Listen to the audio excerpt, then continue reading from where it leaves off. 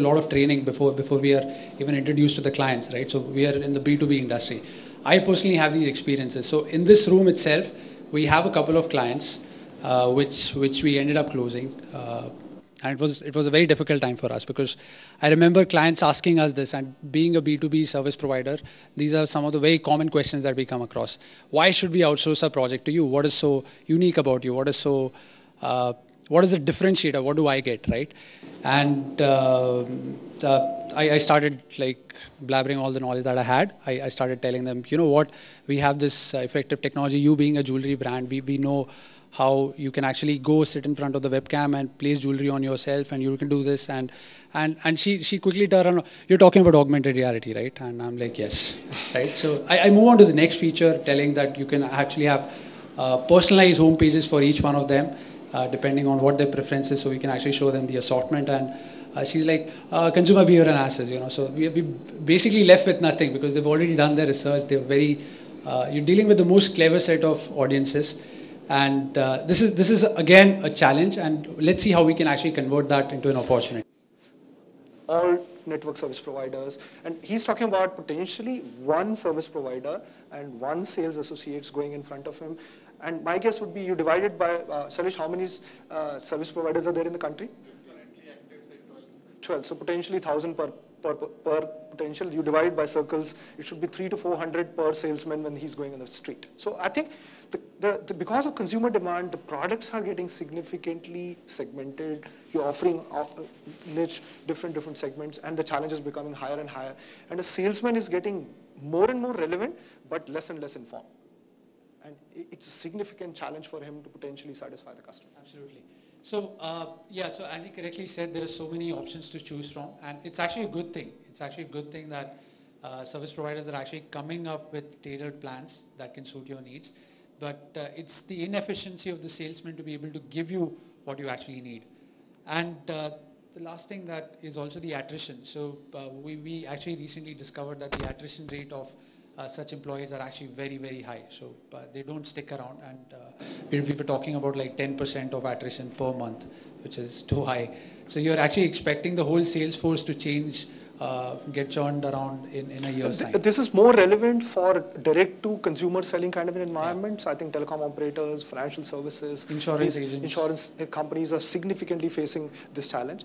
And so we recently concluded a project called Big Bazaar Direct, where they're making franchises and putting them in, and we realized that this could be a serious challenge even if you've created a franchise as an environment in that respect. So these were actually the challenges that we wanted to highlight, and you can either look at it as challenges, or you can actually look at it as an opportunity. So we wanted to throw this idea: what if we can actually empower this salesman of ours digitally? So the actual root of this problem, which is the hyper-connected consumer, what empowers him? Can we actually use that same medium to empower our salesman? Is the question that we wanted to throw around. And can we actually provide elegant, intuitive, and simple interfaces for him to get easy access to the information and use it in the dialogue when I'm communicating with you, right? So in the example that I used earlier, where I actually asked him what is the contrast ratio of that particular television, and he gave me the wrong metric, I would have been much more happier if he could just pull it out on his tablet or on his mobile phone and give that information to me, right? I would be very happy to know that. In fact, if he could provide me with that kind of an information, I wouldn't even need to do the product discovery and the research online before even coming to the store. In fact, Amit, I was just speaking with Ajoy. I think he just, Ajoy, why don't you share your experience of the Apple store which you just shared with me. I think it's exactly the same experience which you just shared with me, which he faced while he went on Apple store for returning something. MacBook Air online. Okay. I thought I had a problem with the battery. So I walked into a physical store, and there's this girl wearing a headset, and she basically asked me what I was there for. So I said, one, I have a battery problem on a brand new MacBook, and second is I also wanted to return a case which I bought by mistake online. And this lady started talking on that headset. Okay. She smiled, she laughed for a moment. And I thought this is the height of rudeness. And I just walked into the store, and she's talking to somebody on her phone. And she just did and said, just give me a second because I'm talking to 3 experts about your battery problem. Okay. Okay. And so I waited. A minute later, she tells me, we don't think there's a problem with your battery, but you don't have an appointment, but you can go across the Genius Bar, 5 minutes, somebody will be there and we'll run diagnostics to figure out if there's anything that needs to be done. Okay. Now, expertise was not there at the store, but the fact that she could call upon that expertise on demand and get me a solution, I thought was fantastic. I mean, there's like absolutely beautiful. So that's the opportunity that we wanted to present it to you. So that's where the need, or that's where the need for a solution to sell effectively or a new way to sell comes in, and that's where we wanted to introduce T-commerce or touch commerce as we call it. So what exactly is tablet T-commerce? It's basically a digital point of sale system on a tablet computer. Yeah, so that's what a tablet commerce is. Basically, you're empowering your sales or the in-store experience by using the digital medium. As he correctly said, that the salesman may not have that expertise of selling or that technical abilities, but how do you empower him and give him that resource to give a better consumer experience? So this is the solution. These are the key features of T-commerce. We'll look at each one of them. While this may have many small implications, we're trying to address the major ones where we think it makes a big hit. So personal concierge. So we believe that implementing a solution like this is actually turning your cashiers into personal concierge. Someone who actually has all the information, not just about the products, but also about yourselves. So he knows, as of today, majority of the retailers do not recognize their consumers unless and until they have a loyalty card, right? So which is like a very small percentage of those. So unless and until you have a loyalty card, the store does not even recognize you. So bringing in a solution like this will help you recognize your customers across channels. So it's just not limited to your offline retail store experience, but also if you're buying online, or if this guy happens to come to your doorstep, you're actually recognizing him and identifying him across channels. So you're empowering your associate on product information, on the consumer preferences and his buying habits, right? Would you like to add anything there? I think this is what we've been discussing about. In fact, we got a very serious insight while we were doing Big Bazaar Direct as a project. And I heard a term for the first time. It's called mass customization. I find it very intriguing. I started studying, and I've even started researching and discussing with the Big Bazaar team also. What they said is that it is not about now even a family way of selling, because they cater to a family budget. It's about knowing that within that family, what's the name of the wife, what are her preferences. When a basket is bought, what is bought for her, and what is bought for the kids, what is the age of the kids. So it's about getting to the last level of identity as a consumer and not looking at it as a household. So they said now nth is the unit and n is equal to 1. And which was a very, very serious insight, and technology potentially is allowing you to get to that level. It's allowing you to that level, and we think that potentially we should look in that direction and see if technology can help us get the solution. Perfect. Almo? Yeah. So how exactly can you give him or give her that personalized shopping experience? So you have a 360-degree view of the customer, which Samar actually mentioned, that you have his whole family tree, you know who all are there in his family, what his cart or what her cart usually consists of. And basically this empowers you to take the customization to the next level, right? Or as he correctly said, to the unit level. Now, if you can actually capture the information to that level of detail, people that we're working with will be able to actually recognize that, 6 days from now, you're going to need a toothpaste. Your toothpaste is going to run out, right? So we're talking about that level of detailing, right? So taking into consideration all his buying habits, knowing what his consumption pattern looks like, we'll be able to make such recommendations.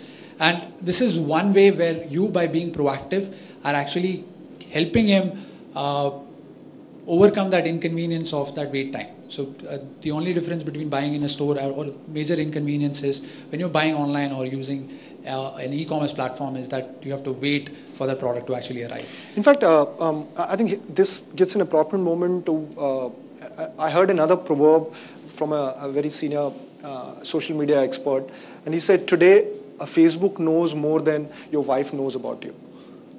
And it's so bloody true. Facebook knows which girls' pictures I've clicked in last 15 days, and my wife doesn't know it. Right? And the amount of data which all of us as consumers in this room, apart from being marketers or this thing, we are throwing through social media. So let's say Pinterest has not become very popular in the country, but the amount of followers and the traction which it is getting in the US, whichever images you like, there's a very easy way to predict what kind of fashion do you like. We're working for a company in the US. They are creating, they look at their product data. So they're a company which is very equivalent to Fashion New in the US. It's Gilt, which is what Fashion New is a copy of. They're collecting data by tagging images. So take an example. So if they have dresses for women, and they see that the polka dotted dresses of a size of ½ inch with red as a color is getting more clicked, they know this is what is coming in fashion. So they have started looking at mining this data and started providing it to their merchandisers to say, hey, this color is about to come in trend. This style is about to come in trend. In fact, here I would like to introduce, I think the Amazon presentation will cover this, where we're talking about how the big data is potentially going to integrate in a very, very large way in terms of you understanding your consumer and providing the mass customization which we talked about. I think I would like to add, I think the big difference which it has made is the new mediums. So whether and potentially it started with internet. I don't know how many of you have read this. Internet got declared by Time magazine as the invention of the century in 2000. In 2000. So they said there was nothing more important which was invented in the entire 20th century than internet. And it didn't sink in my head when I read that, and I kept that Time magazine with me still, but now it's sinking in as to how powerful the potential impact is on all possible facets of business and personal life. Perfect. So it's actually also important to make recommendations on the customer's buying history. So if you know what he has been buying, what she has been buying, what are their preferences, you wouldn't go about upselling wrong products irrelevantly. And also, this solution will help you recognize your frequent customers, knowing and giving them that personal treatment. We all have this customer segmentation. So it's important that you recognize who your frequent shopper is and give them the treatment that they deserve. The next one is supply integration. So someone actually correctly mentioned that it's a very difficult or it's a very tough challenge for retailers to manage their inventory in the most effective manner.